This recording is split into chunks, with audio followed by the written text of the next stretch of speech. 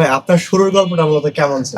আসলে আমার শুরুর গল্পটা খুব রহস্যজনক। আচ্ছা। আমি যখন ছোটবেলা আমি খুবই দুষ্ট ছিলাম। আচ্ছা। আর বেশিরভাগই আমি একটু বিভিন্ন কিছু নিয়ে একটু ঘাটাঘাটি করতাম। তারপর ক্ষুদ্র শিল্পের প্রতি আমার একটু অন্যরকম একটু আগ্রহ ছিল।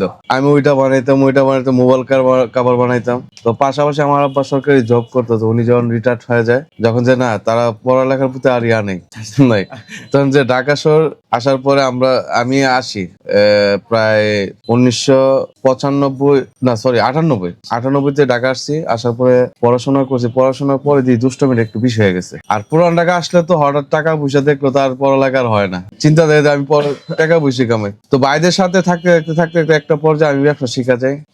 একটা সময় অনেক ভালো ব্যবসা করছি, এখনো করতেছি শুক্র আলহামদুলিল্লাহ। এখন প্রায় 25 বছর উপরে আমি বিজনেস করছি।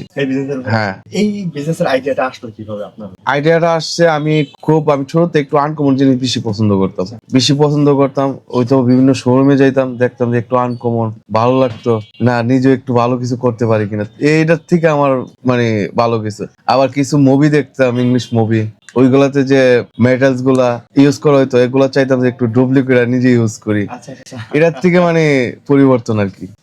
এটার পাশাপাশি অন্য কোনো প্রোডাক্ট হাতে পড়ছিল না? হ্যাঁ পড়ছে। আমি স্টেপ বাই স্টেপ অনেক আইটেম চেঞ্জ করছি। আমি প্রথমত করতাম প্রপার্টার আইটেম থেকে আমি জিন্স আইটেম, যেটা প্যান্ট এগুলা। তারপরে আমি আসছি পিওর লেদার, যেটা জ্যাকেট।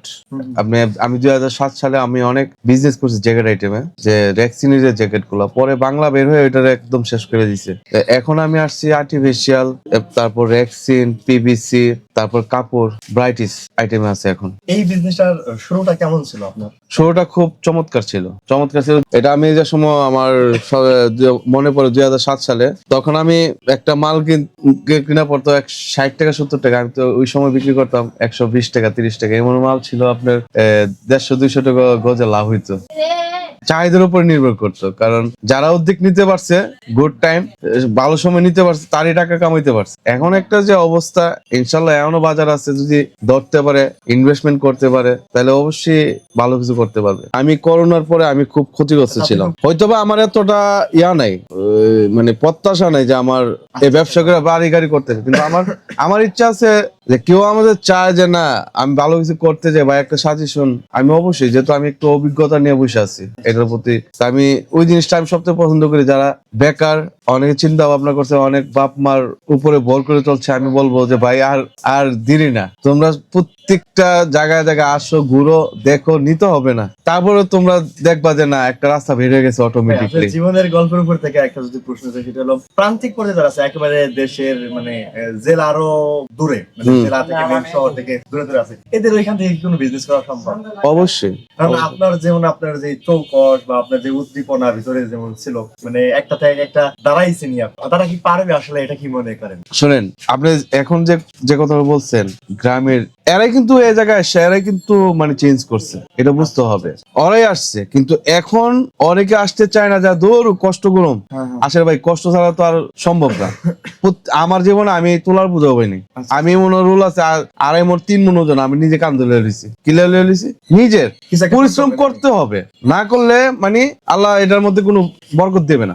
এখন যারা চিন্তা ভাবনা করছে যে ওরা কি করবে, এখন একটা রাস্তা আছে যে মাইন্ডসেট করতে হবে আমি কি করতে চাই। আগে মাইন্ডসেট করতে হবে যে আমি কি করতে চাই, আমি আসলে কি বিজনেস করব, না চাকরি করব, না আমি কোন ইঞ্জিনিয়ারিং করব। যে না, আমি মনে করি যে তোমরা একটা দিকে ঝুঁকে যাও, দেখবো অটোমেটিকলি একটা রাস্তা পেয়ে যাবে। ভাই আপনার কি কখনো হতাশার মধ্যে পড়ছেন, মানে লাইফ নিয়ে, যে কি করব? হ্যাঁ, অনেকবার এগুলোর থেকে আমি চিন্তা করছি যে দিন শেষে আমার হয়তো একবেলা আমারে দেখবে, পরের বেলা কে দেখবে। এই হতাশার থেকে, করোনার থেকে অনেক হতাশা আসছে, কিন্তু ভরসা করছি আল্লাহর কাছে, চাইছি আল্লাহর কাছে, আল্লাহ আমার মিলাই দিচ্ছে। আমি শুধু মেধা শ্রম দিছি, শ্রম উপর সব নির্ভর করে। আসলে পরিশ্রমটা অনেকে মনে করে যে অনেক বড় পরিশ্রম, হয়তো বা এটার মধ্যে মাথার ভিতরে 10-15 মণ নিয়ে বসে থাকবো, তা না। তোমার পরিশ্রমটা তুমি ক্যালকুলেশন করো, চিন্তা ভাবনা করো, প্র্যাকটিক্যালি ট্রাই করো। আমি আমার একটা সময় আমার জুতো, প্যান্ট, বেল্ট এগুলো আমি নিজে বানিয়ে ইউজ করে পড়তাম। হয়তো বা আমি এখন দেখাইতে পারবো না, কিন্তু আমার অনেক স্মৃতি আছে, বাসায় আছে, কিন্তু এগুলো আমি সবসময় আমি নিজে বানিয়ে পড়তাম। আমার এখনো মনে আছে, আমি 2014, 15, 16 ওই সময় আমার একটা ব্যাগের বিজনেস ছিল।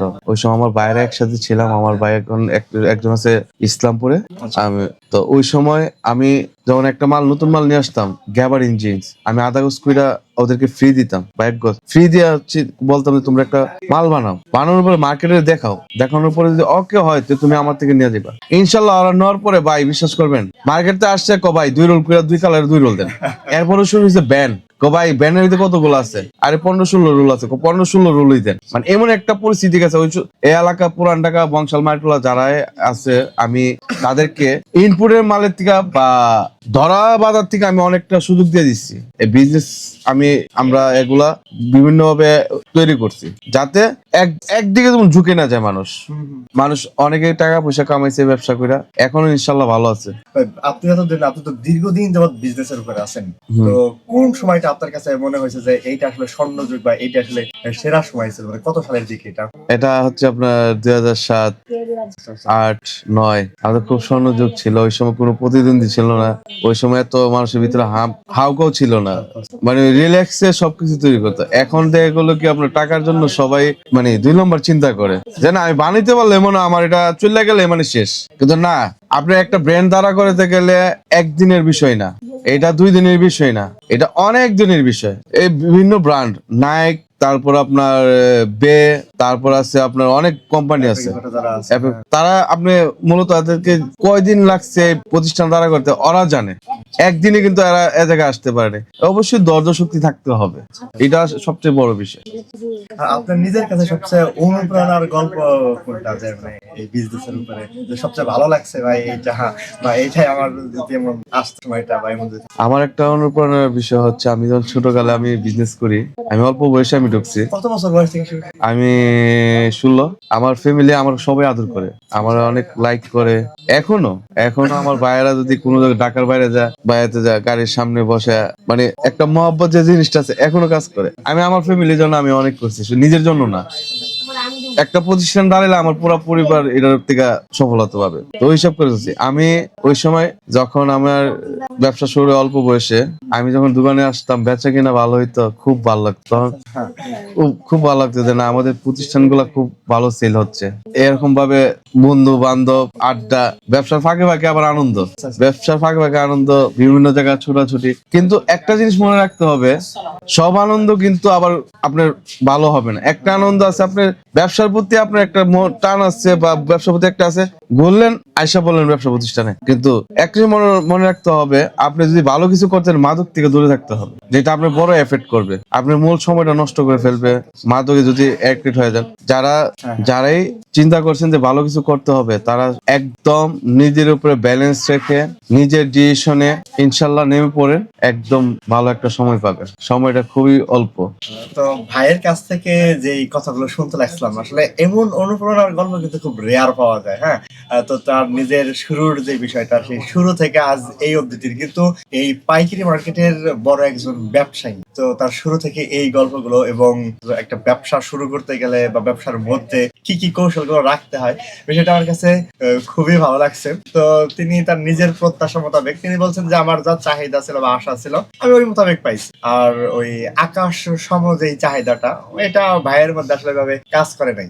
আর পরামর্শের যে বিষয়টা, এটা কিন্তু মানে সময়ে সময়ে ভাই মানুষকে পরামর্শ দিচ্ছেন, তো কখন কি করতে হবে না করতে হবে।